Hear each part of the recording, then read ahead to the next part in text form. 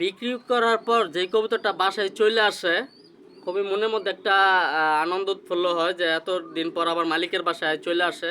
তো এই কবুতরটা সেম একটা ঘটনা ঘটালো, বেশি দিন না, এই এপ্রিল মাসে হচ্ছে 2 তারিখে এই কবুতরটা আমি ফরিদপুর ভাঙা দিয়েছিলাম এক বাইকে। আজকে 11 এপ্রিল, আজকে সে আমার বাসায়, সম্ভবত তার কাছ থেকে ছুটে গেছে।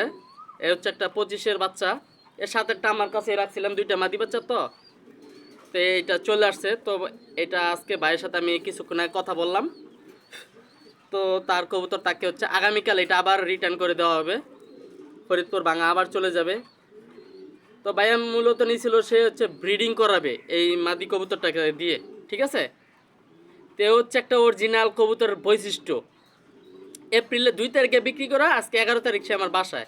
তাও আমি দিছি হচ্ছে একটা 25-এর ইয়াং বাচ্চা, ঠিক আছে। এখন সে রানিং হওয়ার পথে।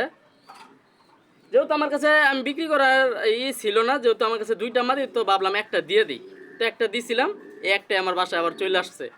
তো যাই হোক, সবাই ভালো থাকবেন এবং আমরা আসি যা কবুতর সেক্টরটাকে প্রপারলি একটা ভালো কাজ করার জন্য, ঠিক আছে, যেন আমরা অন্যের কবুতর না রাখি।